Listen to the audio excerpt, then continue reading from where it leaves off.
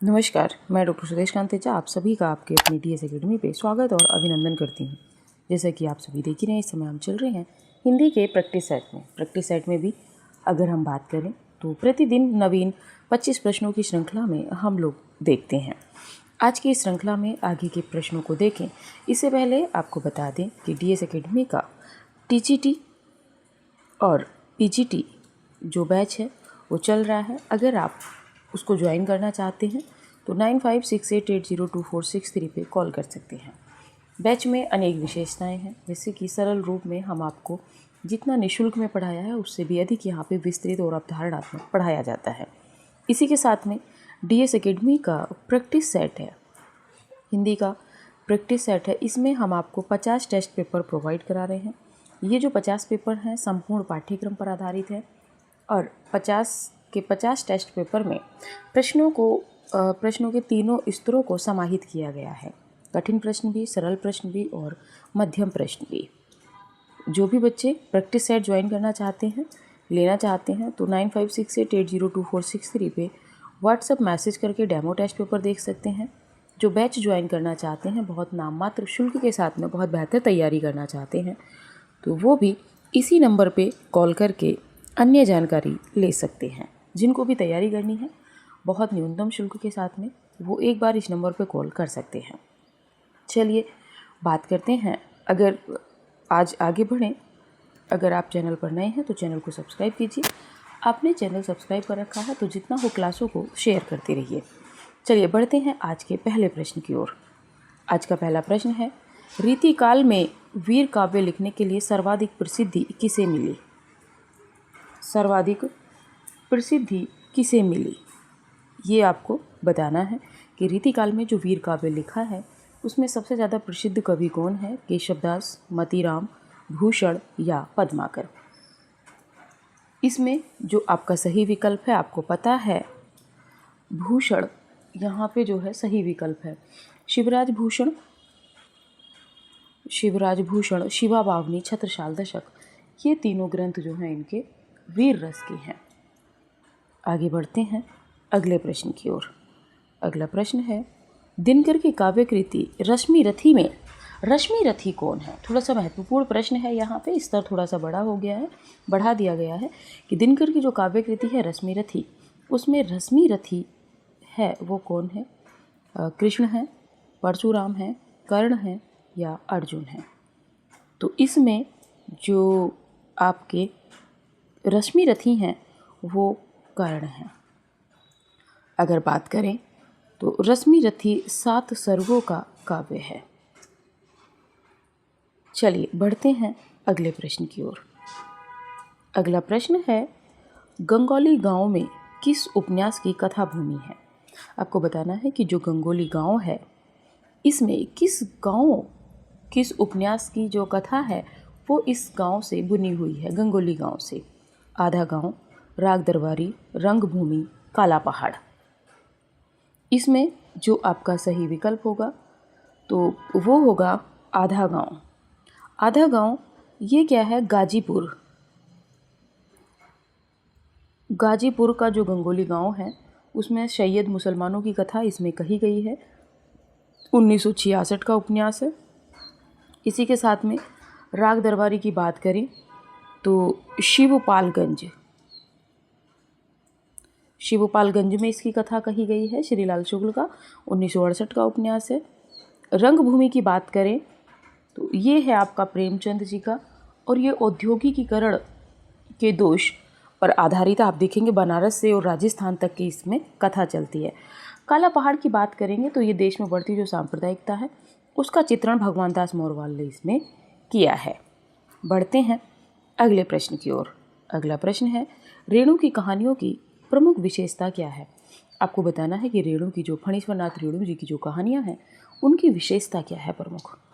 अस्तित्ववादी चिंतन है उनकी कहानियों में, या भावात्मक त्रिकोण देखने को मिलता है, या मार्क्सवादी चिंतन देखने को मिलता है, या ग्रामीण जीवन की सरसता देखने को मिलती है? आप सभी इसमें सही जा रहे होंगे।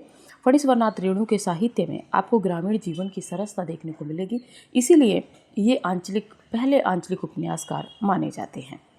बढ़ते हैं अगले प्रश्न पे प्रेमचंद की किस कहानी में हृदय परिवर्तन का चित्रण है?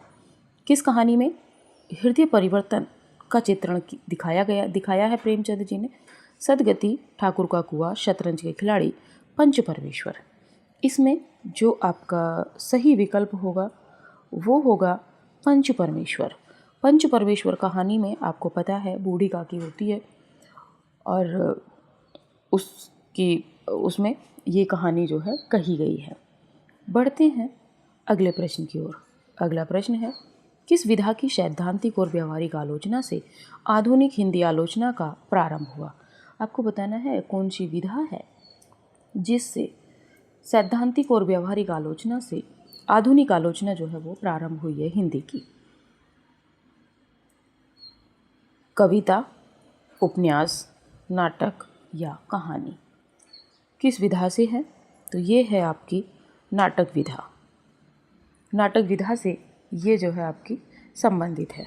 बढ़ते हैं अगले प्रश्न की ओर। अगला प्रश्न है आपका, मुक्तिबोध कविता और जीवन विवेक नामक आलोचना पुस्तक किस समकालीन कवि ने लिखी है? तो मुक्तिबोध कविता और जीवन विवेक ये जो आलोचना है ये किसने लिखी है? अरुण कमल, चंद्रकांत देवताले, राजेश जोशी, विनोद कुमार शुक्ल। इसमें जो आपका सही विकल्प होगा वो होगा चंद्रकांत देवताले। चंद्रकांत देवताले ने ये आलोचनात्मक पुस्तक लिखी है, मुक्तिबोध कविता और जीवन विवेक। मुक्तिबोध से संबंधित है। बढ़ते हैं अगले प्रश्न पे। अगला प्रश्न है, निम्नलिखित में से किस मार्क्सवादी आलोचक ने तुलसी को सर्वश्रेष्ठ कवि माना है? आपको बताना है ये सभी कवि जो हैं मार्क्सवादी आलोचक हैं। इनमें से किस आलोचक ने तुलसी को सर्वश्रेष्ठ कवि माना है? शिवदान सिंह चौहान, मुक्तिबोध, रामविलास शर्मा, प्रकाश चंद गुप्त। इसमें जो आपका सही होगा रामविलास शर्मा। रामविलास शर्मा जी ने सभी रचनाकारों पर शुक्ल जी की तरह काम किया है। बढ़ते हैं अगले प्रश्न पे। अगला प्रश्न है, वेकन विचार रत्नावली किसके द्वारा अनुदित है? ये रचना किसने अनुदित की है? महावीर प्रसाद द्विवेदी, गंगा प्रसाद अग्निहोत्री, रामचंद्र शुक्ल या प्रकाश चंद गुप्त। तो वेकन विचार रत्नावली ये अनुदित की है आपके सरस्वती के संपादक महावीर प्रसाद द्विवेदी जी ने। बढ़ते हैं अगले प्रश्न की ओर। अगला प्रश्न है, हिंदी दलित साहित्य में किस विधा की रचनाएं सर्वाधिक चर्चित हुई हैं?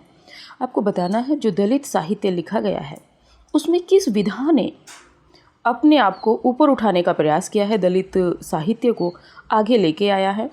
आत्मकथा, जीवनी, संस्मरण या डायरी? डायरी, संस्मरण और जीवनी में जो दलित रचनाएं हैं कम लिखी गई हैं।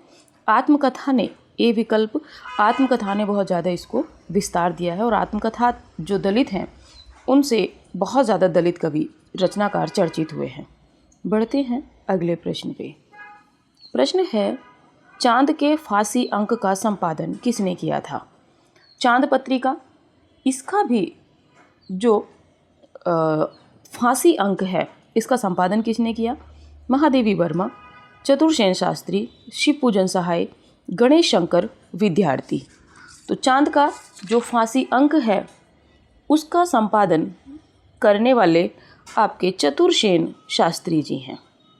क्योंकि चांद महादेवी वर्मा से संबंधित है, लेकिन आपको ध्यान रखना है कि ये चतुर्सेन शास्त्री का अंक था जो 1928 में निकला था। फांसी अंक 1928 में निकला था और चांद पत्रिका महादेवी वर्मा ने कब से शुरू की थी? तो 1920 ईस्वी से प्रयागराज से। बढ़ते हैं अगले प्रश्न पे। अगला प्रश्न है, किस उपन्यास पर साहित्य अकादमी पुरस्कार नहीं मिला है? आपको बताना है कि किस उपन्यास पर साहित्य अकादमी पुरस्कार नहीं मिला है। कितने पाकिस्तान, इन्हीं हथियारों से, गोदान या राग दरबारी? इसमें जो आपका सही विकल्प होगा वो होगा गोदान उपन्यास। 1936 का उपन्यास है। इस समय साहित्य अकादमी पुरस्कार की स्थापना भी नहीं हुई थी, 1954 में हुई है। कितने पाकिस्तान पे अगर बात करेंगे आप तो कमलेश्वर को साहित्य अकादमी पुरस्कार मिला है 2003। इन्हीं हथियारों से अगर बात करेंगे, अमरकांत को मिला है 2007 में। और राग दरबारी की अगर आप बात करेंगे तो 1969 में श्री लाल शुक्ल जी को ये साहित्य अकादमी पुरस्कार इस पे मिला है। अगले प्रश्न की ओर बढ़ते हैं। संत काव्य में शब्द शब्द से अभिप्राय है। जो संत काव्य है उसमें जो शब्द शब्द का प्रयोग किया गया है, इसका अर्थ क्या होता है? दोहा छंद की रचना, खंडन प्रधान रचना, गेय पदों वाली रचना या उपदेश प्रधान रचना। इसमें जो आपका सही विकल्प होगा वो होगा गेय पदों वाली रचना। इसमें सही विकल्प होगा, यही शब्द का अर्थ है। बढ़ते हैं अगले प्रश्न की ओर। अगला प्रश्न है, कबीर के काव्य की प्रमुख प्रवृत्ति नहीं है। आपको बताना है कि कबीरदास ने जो अपना काव्य लिखा है, जो दोहे लिखे हैं, जो पद लिखे हैं, उनकी क्या प्रवृत्ति, क्या विशेषता नहीं है? संबोधन परकता, खंडनात्मकता, तीव्र विरहानुभूति, शास्त्रानुमोदन। इसमें जो सही विकल्प है वो है शास्त्रानुमोदन, यानी कि उन्होंने शास्त्रों का अनुमोदन, अनुकरण नहीं किया है, आप सभी जानते हैं। बढ़ते हैं अगले प्रश्न की ओर। प्रश्न है, कामायनी में मनु ने श्रद्धा को क्या कहकर संबोधित किया है? यानी कि कामायनी को जब हम पढ़ते हैं, जयशंकर प्रसाद की रचना कामायनी, इसमें श्रद्धा मनु जो है श्रद्धा को क्या कहती हैं? तरंगों से फेंकी मणि, करुणा में सुंदर मौन, करुणा में सुंदर मौन, हृदय की अनुकृति या वसंत के दूत। इसमें जो सही विकल्प होगा वो है वसंत के दूध कहकर पुकारा है या संबोधित किया है। बढ़ते हैं अगले प्रश्न की ओर।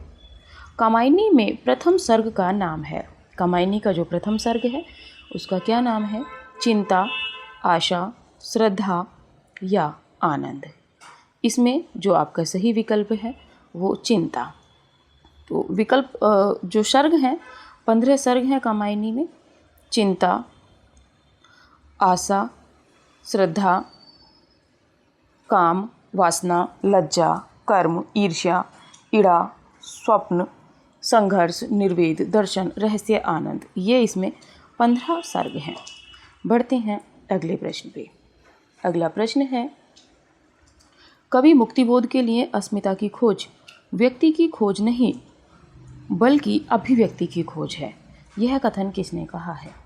आपको बताना है कि यह कथन किसने कहा है।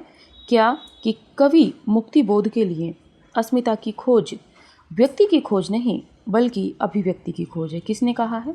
नामवर सिंह, रामविलास शर्मा, श्रीकांत वर्मा, धनंजय वर्मा। इसमें जो सही विकल्प है ये कहा है आपके डॉक्टर नामवर सिंह, यानी कि नामवर सिंह ने। बढ़ते हैं अगले प्रश्न की ओर। अगर यहाँ पे रामविलास शर्मा जी की बात कर लें तो अपराध भावना का अनुसंधान कहा है इन्होंने, रामविलास शर्मा जी ने। बढ़ते हैं अगले प्रश्न पे। कविता क्या है? निबंध के अनुसार कविता की आयु किससे बढ़ती है? आपको बताना है कि कविता क्या है, इसके द्वारा बताना है आपको कि कविता की आयु किससे बढ़ती है।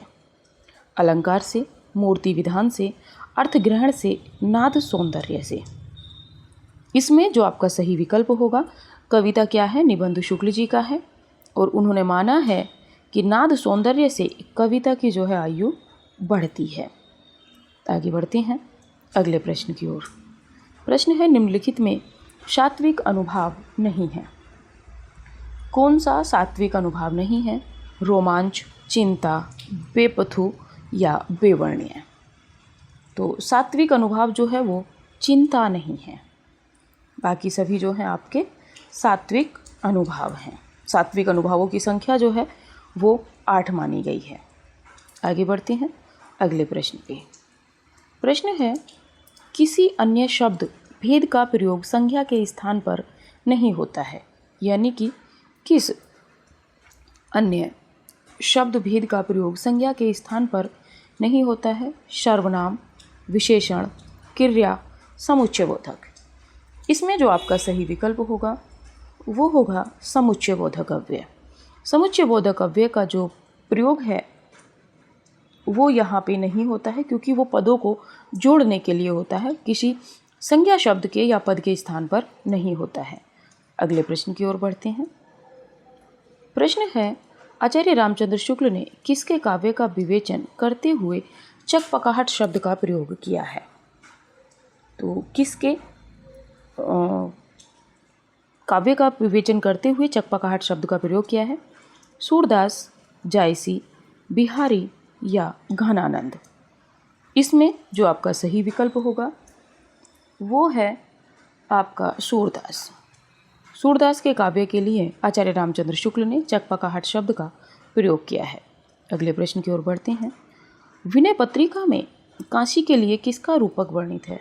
आपको बताना है जो विनय पत्रिका है तुलसी की, इसमें काशी के लिए किसका रूपक वर्णित किया गया है? कामधेनु, वृक्ष, सूर्य या चंद्र?